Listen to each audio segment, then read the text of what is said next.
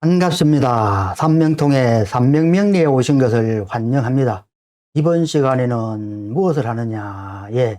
비견과 급제가 사주에 어떠한 영향을 미쳐서 그 사람의 운명이 어떻게 바뀌느냐? 그에 관해서 알아보도록 하겠습니다. 사주를 세워서 사주풀이를 하기 전에 비견과 급제가 사주에 강하게 중간 이상 강하게 있을 때, 그러할 때 과연 어떠한 징조들이 있느냐, 그에 관한 삼명통해에 기록되어 있는 그 비결들, 우리 삼명명리에서는 이러한 비결을 비전이라고 했어요. 그렇게 하였는데 하여간에 이 비전을 가지고 설명하겠습니다.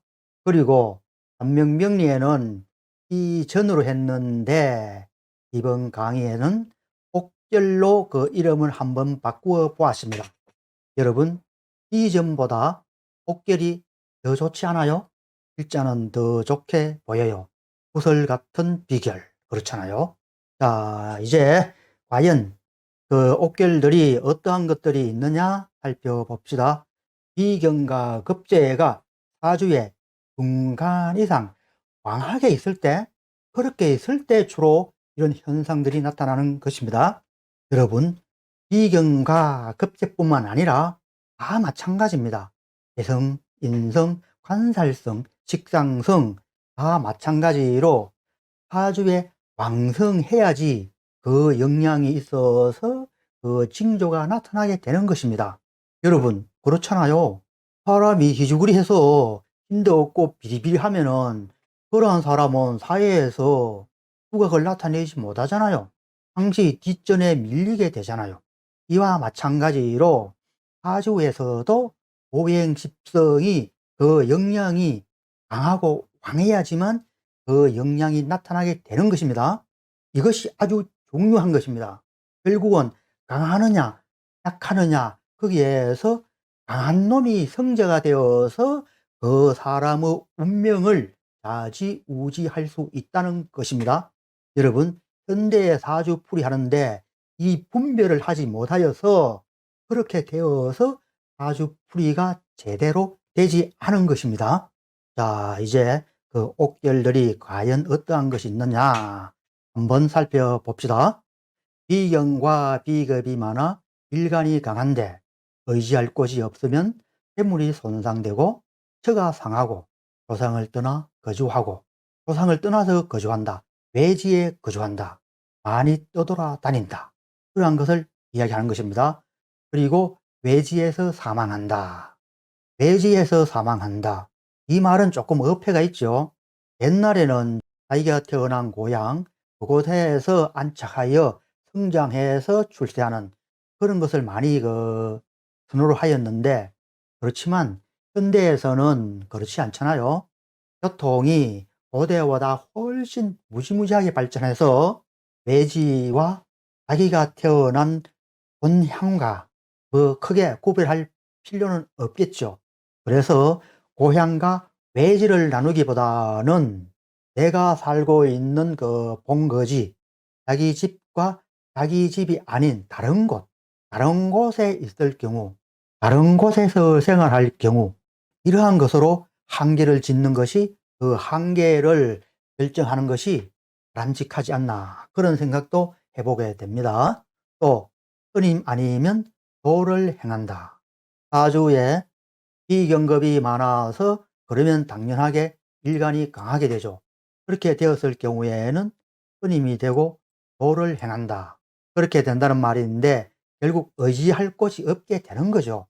사주에 비경겁이 많으면은 다시 말해서 사주에 비경과 급제가 사주 팔자의 8글자 중에서 많이 차지하게 되면은 자연적으로 개성이나 관살성이나 식상성이 약하게 되는 거죠. 비경겁이 너무 왕하면은 아예 없게도 될 수가 있겠죠. 그렇게 되면은 의지할 곳이 없게 되는 거죠. 사람이 살아가는데 필요한 그것은 무엇입니까?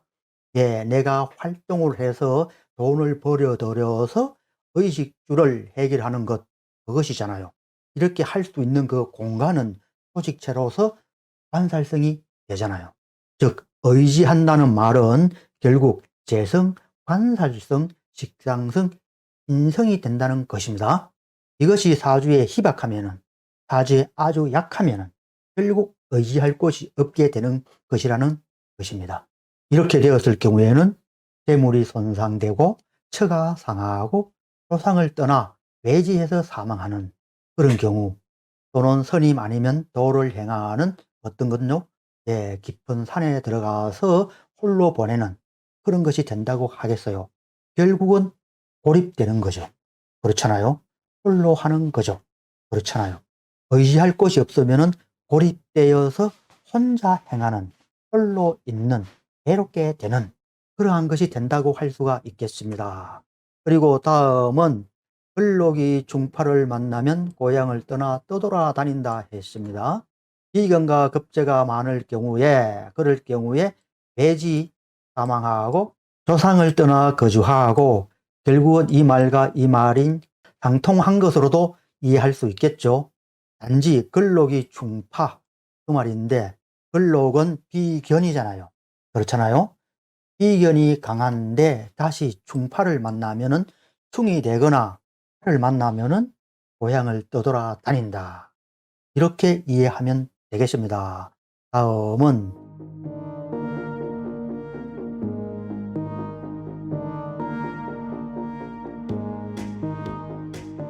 비견급과 인성이 사주에 있으면 좋지 않은데, 그러한데 어떠한 현상이 있느냐?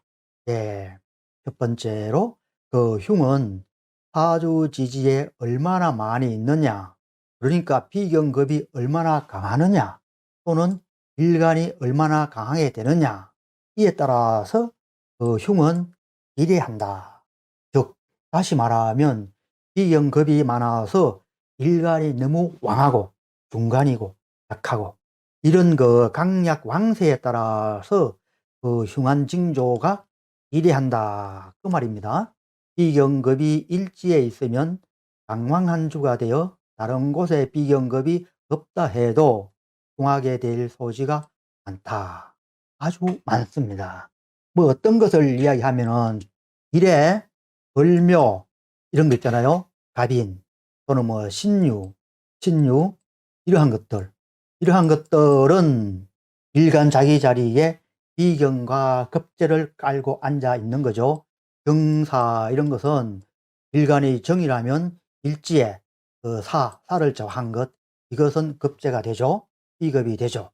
이러한 일주가 같은 그 오행으로 되었을 경우에, 그러할 경우가 굉장히 강황한데, 즉 강황한 주가 되는데, 이러할 경우에는 월지나 연지나 시지에 비견급이 없다 해도 사주에, 그러니까 시지, 월지, 연지에 비견급이 전혀 없고 일지가 통째로 된 경우, 그러니까 신유, 경신, 을묘, 갑인, 희미, 무술, 인자, 또 뭐 있습니까? 개해, 이렇게 된 그런 일주가 되었을 경우에, 그러할 경우에 많이 흉한 그 징조가 된다 그 말입니다. 그리고 비견급이 일지가 아닌 월령과 시지에 있고 천간에는 없어 역시 흉합니다. 각 오행 십성의 그 힘의 영향을 강하게 해주는 것은 결국 지지가 되는 것입니다. 그래서 천간에 아무리 비견급이 있어도 그것은 직접적인 사주 주인의 흉한 징조를 발생하기는 힘든다는 것입니다. 왜요? 영향이 없으니까 그러하다는 것입니다. 네 번째로 비견급이 일지에는 없고 월주가 비급의 강왕한 주가 되어도 흉하다. 예를 들면 일주가 갑술인데 월주 혹은 연주에 을묘가 있으면 많이 흉한 사주에 속한다. 갑인도 역시 흉한데 을묘보다는 덜 흉하다. 하여간에 비급이 일주보다 강한 지지에 앉아 있으면 좋지 않다. 이 말은 무슨 말인가 하면은, 일이 갑술이 되는데 월이나 뭐 시나 연에 을묘가 있으면은 어떻게 되느냐. 갑, 일간, 즉 자기 자신은 재성을 좌했지만 비견 혹은 비겁은 자기 자리에 근록을 좌하여 상당히 강왕한 주가 되었잖아요. 이렇게 되었으면은 월에 있는 을목은 묘목을 직접 자기 자리에 좌하여 굉장히 강왕하여 도리어 갑의 모든 것을 빼앗아갈 수 있는 그런 역량이 갑목보다 훨씬 강해서 그러하다는 것입니다. 인수는 식상을 극하니 재물의 원천을 깨고 또 식상은 수명성일 뿐만 아니라 일간을 극하는 사를 극하여 일간을 보호하는데 이 식상을 극하니 생명의 지장을 초래하는 성이기도 하다. 우리 흔히 이야기하는 토신탈식을 이야기하는 것입니다.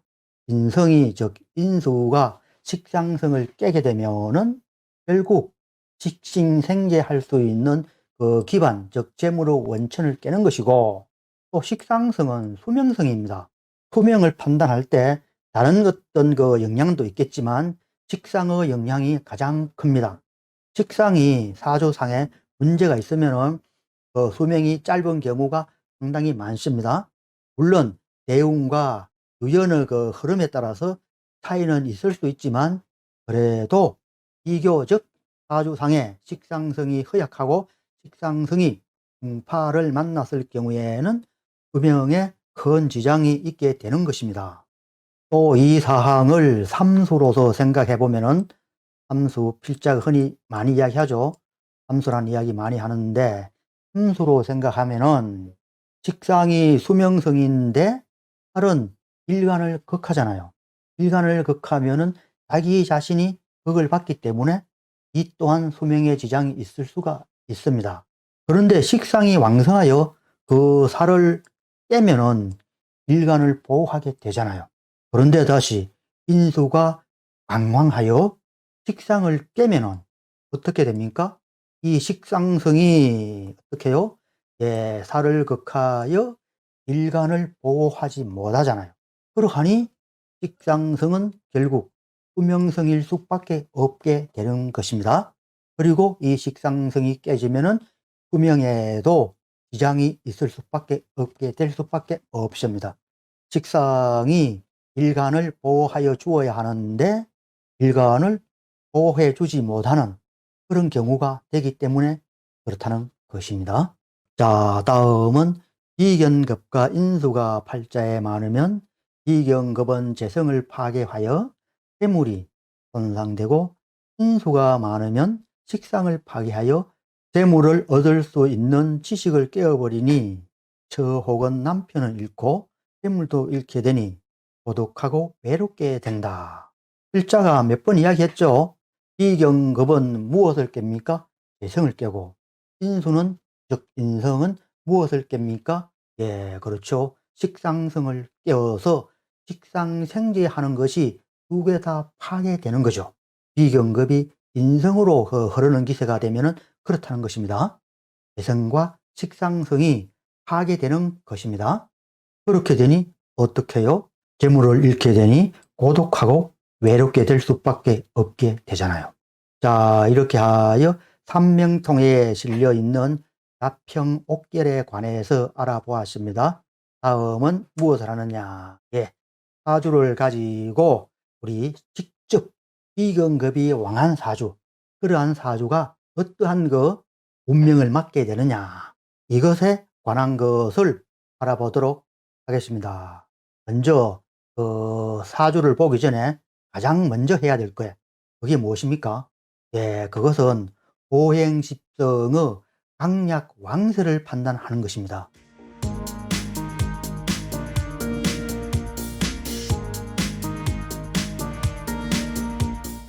이것이 가장 중요합니다. 오행의 강약 왕세는 어떻게 판단하는 것입니까? 어떻게 계산하는 것입니까? 예, 그렇죠. 오행십성의 강약 왕세는 행왕고 사절로서 판단하게 되는 거죠. 이 사주에서 관살성을 보면은 일간이 개수이니까 관살은 무엇이 됩니까? 토가 되는 거죠. 그러면은 이 사주의 지지에 어떠한 토가 있습니까? 예, 시지에 진토가 있고 일지에 축토가 있습니다. 그래서 진축 토가 있기 때문에 이 사주의 그 관살성은 약하지 않죠. 그렇죠? 축과 진 두 개가 있으니까, 그러니까 약하지는 않고 중에 해당할 수 있는 그런 거 영향이 있다고 하겠습니다. 그 다음은 재성을 보면은 이 사주에서 재성은 무엇이냐? 예, 재성은 화가 되죠. 화가 되는데 이 사주에 대소일간의 화는 병화가 있고 지지에는 전혀 화가 없습니다. 천간에 아무리 화가 있다 하여도 지지에 화가 없으면은, 이러하면은 이 그 천간에 있는 화는 영양이 제로입니다. 차라리 없는 것이 더 좋습니다. 그래서 이 사주에서 재성은 허약합니다. 아주 많이 허약하다고 하겠습니다.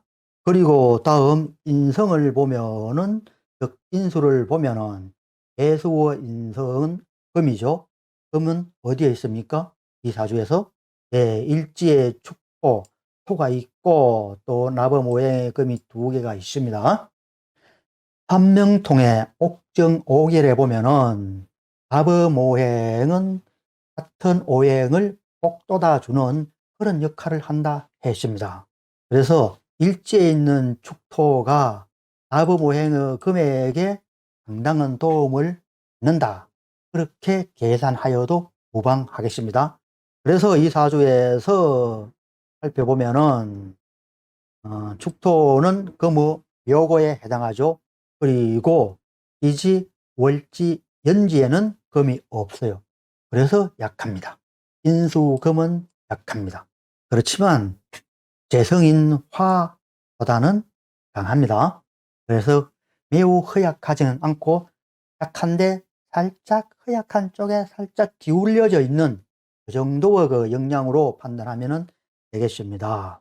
다음 식상을 보면은, 식상은 이 사주에서 목이 되는 거죠.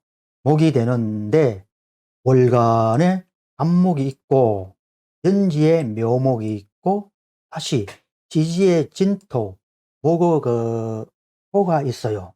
목이 물러가는 시기가 되기 때문에 태기라고 할 수가 있죠. 그러한 지지가 있어서 역시 식상성에 해당하는 목은 그렇게 약하지 않잖아요. 그래서 중은 차지한다, 중간은 된다, 그렇게 볼 수 있겠습니다. 그리고 비경급을 보면은 어떠합니까? 대소일간의 비경급은 후가 되는데 월에 자수가 있어요. 그리고 축토가 있죠. 축토는 수어 호가 되죠. 그리고 또 지지에 진이 있어요. 진은 수어 묘가 되죠. 묘고가 있고 다시 자수가 있고 강하죠. 그리고 또 자진 합을 해서 반합국을 이루었죠. 그래서 이 사주에서는 비경급이 강왕합니다. 가장 강하게 된 그런 사주가 된다고 하겠습니다. 이렇게 사주에 비경급이 강왕하면은 조금 전에 평옥결을 필자가 이야기했죠. 자평옥결, 거기에 있는 비경급에 관한 그에 있는 그 내용들, 그 내용들이 이 사주 주인에게는 다 속한다는 것입니다. 그러한 징조, 그러한 현상이 이 사람이 일생 삶을 살아가면서 결국 그러한 징조들이 이 사람에게 강하게 나타나서 이 사람을 괴롭히고 궁하게 만든다는 것입니다. 사주에 의지할 것이 없으면은 선임이 되거나 도가 되고 또는 외롭게 되고 고독하게 되고 그러하게 된다는 것입니다. 사주에 어떠할 때요? 사주에 비경급이 많았을 경우에 그러하다는 것입니다. 자, 그래서 이 사람의 대운을 살펴보면은 어떠한가? 경신, 신유가 있습니다. 일간이 강왕한데 다시 신유 경신이 들어왔어요. 이러하게 되면은 어떤 그 징조가 나타나게 됩니까? 인성이 비경겁으로 흐르는 기세가 성립되게 되는 것입니다. 인성이 비경겁으로 흐르면은 인성은 무엇을 깹니까? 식상성을 깨지요. 그리고 비경겁은 재성을 깨지요. 이렇게 되면은 이분은 29세 운부터 49세가 도달할 때 이때까지 그 삶이 궁핍하게 될 수밖에 없습니다. 간단하게 이야기해서 거지가 되는 거죠. 그리고 신유운보다 경신운이 더 심하다고 할 수가 있겠어요. 경신은 신은 수의 생지가 되잖아요. 생지가 되고 신자진 삼합 수국을 이루게 되죠. 이렇게 되면은 수가 굉장히 강하게 되는 것입니다. 사주 자체가 완전 물바다가 된 것이죠. 물바다가 된 이러한 것은 무엇입니까? 비경겁이잖아요. 이렇게 되면은 이 사람은 사회생활을 거의 하지 못합니다. 거의 외롭게 되고 고독하게 되고 이렇게 된다는 것입니다. 다시 말해서 회사에 근무를 하더라도 그 회사에서 견디지 못합니다. 독립하고 자립하고 싶어서 그 조직체 내에서 벗어나기를 원하게 되는 것입니다. 조직체 내에 있는 것은 여러 사람이 모여서 어울려서 일을 하는 거잖아요. 징조 자체가 외롭고 고독한 징조이기 때문에 사람들과 어울려서 일하는 그것에 견디지 못해서 그것으로부터 벗어나려고 하는 그런 심리적 작용도 굉장히 강합니다. 그래서 결국은 어떻게 해요? 회사를 그만두고 나오게 되는 것입니다.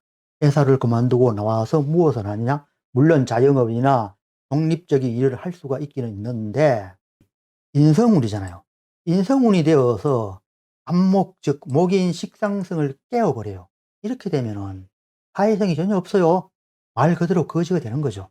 그렇게 되는 그 징조가 발생할 수밖에 없는 그런 그 대운이라고 할 수가 있다는 것입니다. 이 사람은 남명인데 경신대운 신미연에 이혼을 했어요. 경신대운은 조금 전에 이야기했듯이 신자신 삼합 수곡을 했죠. 이렇게 수가 왕한데 일지에 또 축토가 있어요. 축토는 수고가 되죠. 이렇게 되었으니 일간이 굉장히 강황하잖아요. 이렇게 강황하면은 조금 전에 이야기했듯이 자기가 소속되어 있는 곳에서 벗어나고자 하는 그런 징조가 굉장히 강하게 나타나서 못 견디게 됩니다. 이렇게 되면은 결국은 어떻게 돼요? 가정이라는 그 하나, 이것도 조직체가 되는 것입니다. 거기에서 벗어나는 거죠. 벗어나서 홀로 되기를 원하게 되는 그런 어떤 작용이 있다는 것입니다. 그렇게 되었는데 신미운, 신은 무엇입니까? 또 인성이잖아요. 그리고 미는 관살성이잖아요. 조직체에서 벗어나게 되는 것입니다. 여러분, 아주 중요한 게 있어요. 미토가 들어와서 신중미, 즉 토가 왕성하기 때문에 조직체가 유지된다고 할 수도 있습니다. 그러나 그렇지 않습니다. 일간이 강강하기가 이 그 관살성보다 더 훨씬 강해서 결국은 진충미 관살성인 토를 붕괴시켜 버리게 된다는 것입니다. 왜요? 인성과 이경급이 굉장히 강해서 아무리 토인 관살성이 들어와도 이 관살성이 견디지 못한다는 것입니다. 그리고 중요합니다. 그 사건은 꼭 들어올 때 발생하는 것입니다.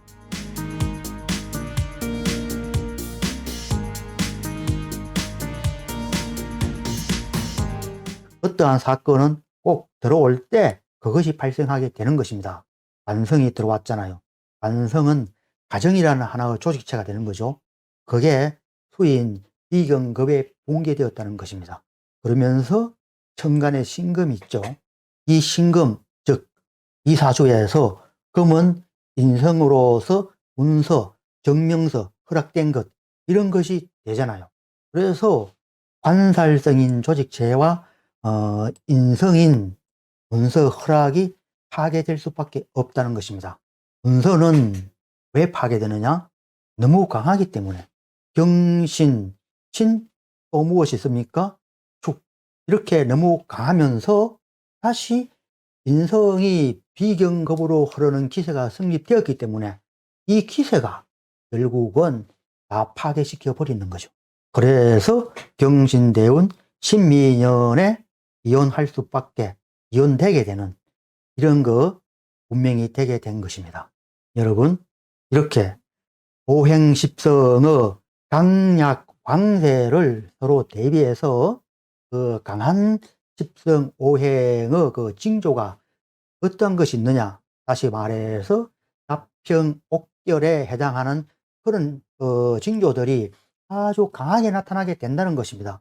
여러분, 사주를 판단할 때는 항상 이렇게 십성오행의 강약 왕세를 사주 원국과 대운과 연년 이 세 개를 대비해서 어느 것이 가장 강하고 어느 것이 가장 약하고 이것을 판단하여 비경급이 강하게 되었을 경우에 나타나는 징조, 개성이 강하게 되었을 경우에, 그렇게 되었을 경우에 나타나는 징조, 관살성이 강하게 되었을 경우에 나타나는 징조, 직상성이 강하게 되었을 경우에, 그러할 경우에 나타나는 징조, 또 이 징조들이 서로 기세를 이루어 어떠한 기세를 깨고 또 어떠한 기세가 이득이 있고 이러한 것, 이러한 강약 왕세를 잘 비교 판단해서 사주를 풀이하면은 매우 정확하게 맞출 수가 있게 되는 것입니다.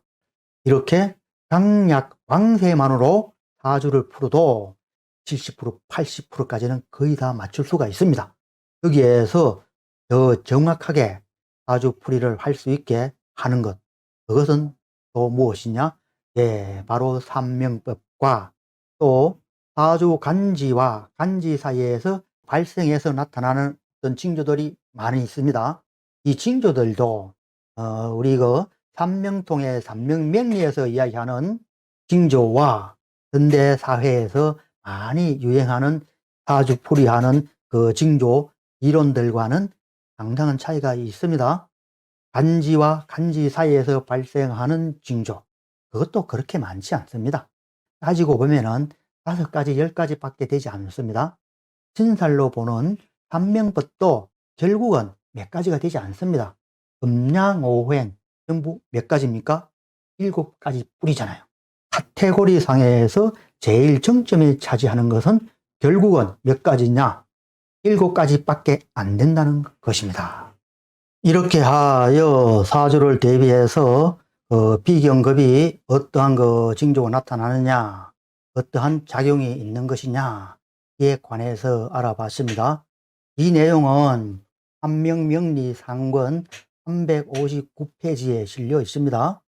그리고 사주 풀이하는 그 방법에 관해서도 5개의 명조가 더 실려 있으니까 필요하신 분은 참조하시기를 바라겠습니다. 그리고 비경급제에 관한 그 남아있는 합평 5결에 관한 그 몇 가지 비전에 관해서 살펴보도록 하겠습니다. 신의 비견이 좌하여 국을 이루면, 그러니까 비경급의 국을 이루면 몇 번의 신랑을 만난다. 여자 사주도 마찬가지로 사주에 비경급이 많이 있을 경우에는 여러 번 혼인을 한다. 여러 번 시집을 가게 된다. 그렇다는 것입니다. 비경급은 어떤 그 틀에서 벗어나려고 하는, 벗어나서 혼자 하려고 하는 그런 그 작용, 그런 징조가 굉장히 강합니다. 카테고리 상에서 제일 정점이 바로 이것이 되는 것이죠. 남자 사주에 양인이 많으면 반드시 거듭 결혼한다. 결국은 비경급제는 남자 사주나 여자 사주나 백년해로 하기 힘든 여러 번 그 시집 장가를 가는 그런 그 작용이 있다고 한 것입니다. 남자에만 해당하는 것이 결코 아니라는 것입니다. 또 보면은 남이 비급 상관을 만나면은 철을 극하고 자식에 해롭다, 이렇게 이야기했거든요. 한명통의 구결에 보면은 이러한 것이 분명히 실려 있습니다. 이 이야기는 무엇이냐? 비경급이 상관, 즉 식상으로 흐르는 기세를 이야기한 것입니다. 이렇게 비경급이 상관으로 흐르는 기세가 성립되게 되면은 역시 철을 극하고 또한 자식에도 해롭게 되는 것입니다. 남자 사주의 상관은 남자 사주의 자식에 속하는 반살성을 깨잖아요. 그래서 자식에 해롭다 이렇게 한 것입니다. 이렇게 하여 비경급에 관한 그 사주풀이를 해 보았습니다.